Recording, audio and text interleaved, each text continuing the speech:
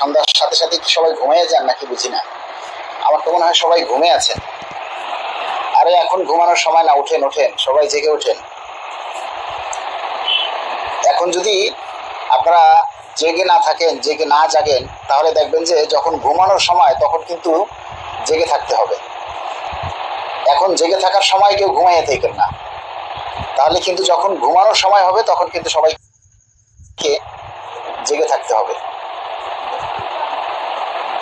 নাজমুল ইসলাম কেমন আছেন ভাই? আলহামদুলিল্লাহ। না, আবদুল্লাহকে ফোন দেন, ওর কাছে যান, ওকে ধরে বলেন সংসদে আরেকবার পে স্কেল নিয়ে কথা বলতে। আচ্ছা, রফিকুল ইসলাম ভাই কেমন আছেন? প্রিন্স সবুজ তালুকদার, পে স্কেল চাই। মালিক ভাই সালাম নেবেন। আইনুল হক, ওয়ালাইকুম আসসালাম রহমতুল্লাহি ওয়া বারাকাতুহু। দিলওয়ার হোসেন, পে স্কেলের জন্য কঠোর আন্দোলনে যেতে হবে। অলোক চাকমা লিখেছেন, আমি জেগে আছি। এই মুহূর্তে কারা কারা জেগে আছে? ঘুম আসে না? আইনুল হক ভাই লিখেছেন ঘুম আসে না। দেলার হোসেন, চতুর্থ শ্রেণীর কর্মচারী, পে স্কেল ছাড়া এখন আমাদের মরণ। আচ্ছা, অগ্রনীল, সবাই একটু লাইভটা শেয়ার করে দিন। 100 জন লাইভে আছেন, ঠিক আছে? 1,90,000, 1,87,91,000 সদস্য, সব সরকারি কর্মচারী, ঠিক আছে? এর মধ্যে 100 জন লাইভে যুক্ত হয়েছে। ভাই অনেক টাকা লোন আছে, টাকার জন্য কত কষ্ট, কত সম্পর্ক নষ্ট হয়ে গেছে। আমাদের কি একটা পে স্কেল দিবে বলে আশা করতে পারি? অবশ্যই আশা করতে পারি। গোলাম মাহমুদ সরকার, আসসালামু আলাইকুম ভাই, কেমন আছেন? আলহামদুলিল্লাহ, ভালো আছি। আপনারা কে কোথা থেকে লাইভটা দেখছেন? মাগুরা থেকে যুক্ত আছি নবীর হোসেন ভাই। আর নবীর হোসেন ভাই আমাকে একটু হোয়াটসঅ্যাপে নক দিয়েন। সাংবাদিক মোহাম্মদ আব্দুর রহমান, আসসালামু আলাইকুম, ভালো আছেন? আলহামদুলিল্লাহ, ভালো আছি। আপনারা জানেন যে আমরা একটা কর্মসূচি অলরেডি ঘোষণা করেছি যে মে মাসের 16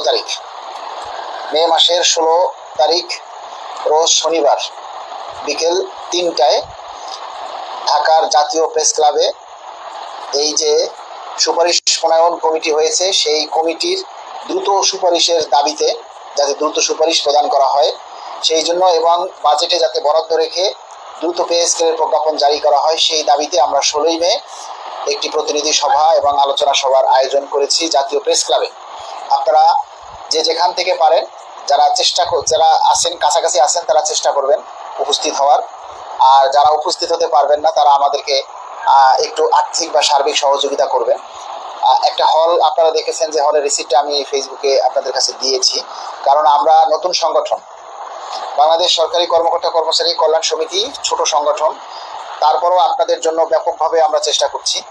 তাই আপনারা একটু করে যদি আমাদেরকে আর্থিকভাবে সার্বিকভাবে সহযোগিতা করেন, তাহলে হয়তো আমরা আপনাদের জন্য অনেক দূরে এগিয়ে যেতে পারবো এবং আপনাদের জন্য আমরা কাজ করতে পারবো। আমরা চেষ্টা করছি আপনাদের জন্য আমাদের দাবির কথাগুলি প্রতিনিয়ত তুলে ধরার জন্য। মোহাম্মদ হায়দার হোসেন, আমার নম্বর একটু কথা বলতাম। আচ্ছা, আপনি আমার হোয়াটসঅ্যাপে নক দিয়েন। সুনামগঞ্জ সুমন সাহা, আমি আমার নাম্বারটা তুলে দিচ্ছি, হোয়াটসঅ্যাপ নাম্বারটা, যদি কারো প্রয়োজন হয়, ঠিক আছে? 01797051845।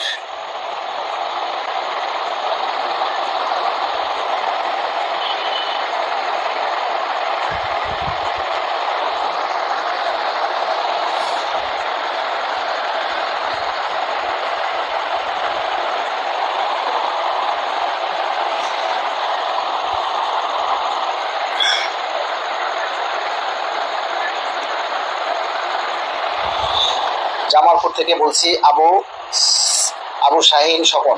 আচ্ছা, ঢাকা থেকে নামাজ পড়ে আসতেছি। আচ্ছা, বিষণ্ণ মন, ক্লান্ত জীবন, কিয়ামত পর্যন্ত দেশের উন্নতি হবে না যদি সরকারি কর্মচারীরা তাদের সঠিক পারিশ্রমিক সঠিক সময় না পায়। একদম, সরকার কি চায় না একটি দুর্নীতিমুক্ত দেশ? অবশ্যই চায়। মোহাম্মদ শাহিন খন্দকার, ফারুক মিয়া লিখেছেন, আসসালামু আলাইকুম বড় ভাই, কোথায় চলে গেল? যে কথা বলছিলাম যে আজকে আমরা কিন্তু হল বুকিং দিয়েছি, আমাদের প্রোগ্রামটাও আমরা কনফার্ম করেছি ইনশাআল্লাহ। আলহামদুলিল্লাহ, আজকে আমরা যে প্রেস ক্লাবের একটা ভালো হল আমরা আজকে বুকিং দিয়েছি, যেটার ভাড়া হলো 15,000 টাকা। তারপরে আরো অনেক জিনিসপত্র রয়েছে, অনেক কিছু খরচ রয়েছে। এরপরে সবচেয়ে বড় যেটা খরচ, সেটা হচ্ছে মিডিয়া কভারেজ। আমরা চাই আমাদের 16ই মে যে প্রোগ্রামটা, এটা করার উদ্দেশ্য হচ্ছে, অনেকেই আপনারা দেখি কমেন্ট করছেন যে এত দেরিতে কেন প্রোগ্রাম। যে দেখেন, আমরা চাই প্রতিটা সংগঠনের মধ্যে কর্মসূচিগুলি করতেছে। আমাদের কিন্তু 8 তারিখ পটুয়াখালীতে প্রোগ্রাম আছে, আলোচনা সভা, 9 তারিখে খুলনায় প্রোগ্রাম আছে এবং আগামী শুক্রবার মানিকগঞ্জে প্রোগ্রাম আছে। তাই সেই হিসাবে আমরা 16ই মে এই দিনটাকে আমরা বেছে নিয়েছি, কারণ 16ই মের পরে আর প্রোগ্রাম করার সুযোগ নেই। এরপরে কিন্তু বাজেট অধিবেশন শুরু হয়ে যাবে কোরবানির পরপরই।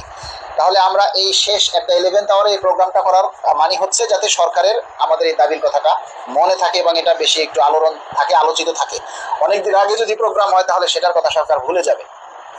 মানুষ আজকে বললে কালকে ভুলে যায়, আর আপনারা তো তারপরেও কিন্তু আমরা প্রতি সপ্তাহে বিভিন্ন জেলায় আমাদের প্রোগ্রাম আমরা করছি, আমাদের দাবির কথাগুলি আমরা চালিয়ে যাচ্ছি। তাই আপনারা আপনাদের সবার জায়গা থেকে যার যার মতো করে সবাই একটু চেষ্টা করবেন। আমার যে নাম্বারটা আমার হোয়াটসঅ্যাপ দেওয়া আছে, স্ক্রিনে দেখেন আমার নাম্বারটা হোয়াটসঅ্যাপ দেওয়া আছে, এই নাম্বারটাই আমার যে মানে বিকাশ এবং নগদ আছে, ঠিক আছে? আমার স্ক্রিনে যে নাম্বারটা দেওয়া আছে এই নাম্বারটাতেই আমাদের দেওয়া আছে, বিকাশ এবং নগদ করা আছে। যার যার মতো যে যতটুকু পারেন সর্বাত্মকভাবে আপনারা চেষ্টা করবেন। দুনিয়ায় কোনো নজির নাই এত কম বেতন। যে অবশ্যই আর একটা জিনিস আজকে আমরা দেখলাম, গতকালকে যে সচিব পর্যায়ের চূড়ান্ত যে কমিটি সেটাকে আবার পুনর্গঠন করা হয়েছে। তার মানে হচ্ছে আগে যে কমিটি ছিল, কমিটিতে যারা ছিলেন এখন সেখানে আরও কিছুদেরকে ইনক্লুড করা হয়েছে, এটুকুই। হ্যালো, আলাইকুম সালাম। জি আলাইকুম সালাম। জি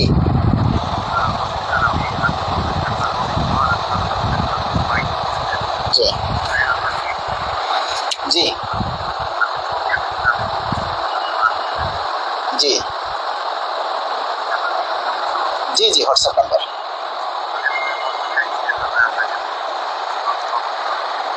আচ্ছা, আমি এখন ওই যে লাইভে আছি তো, পরে দিয়ে। হ্যাঁ,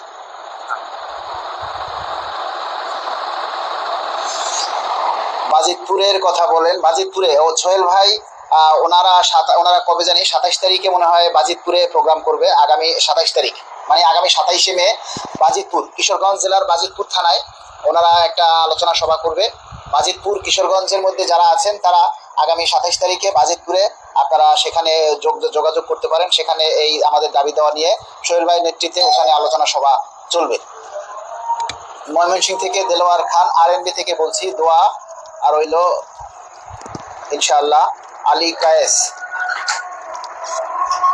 আর মালিক ভাই রাঙ্গুনিয়া থেকে দেখতেছি, কক্সবাজার থেকে দেখছি মোজাম্মেল হক। পরিশ্রমের জন্য আপনাকে অসংখ্য ধন্যবাদ।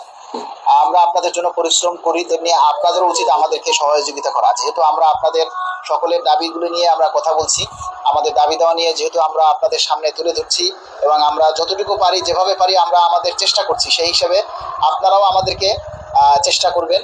আপনারাও চেষ্টা করবেন যাতে আমাদের পরিশ্রম সফল হয় এবং আমরা যেন কোনো কর্মসূচি দিলে সেই কর্মসূচি যাতে আমরা সফল হই সেইটুকু যাতে আপনারা চেষ্টা করবেন।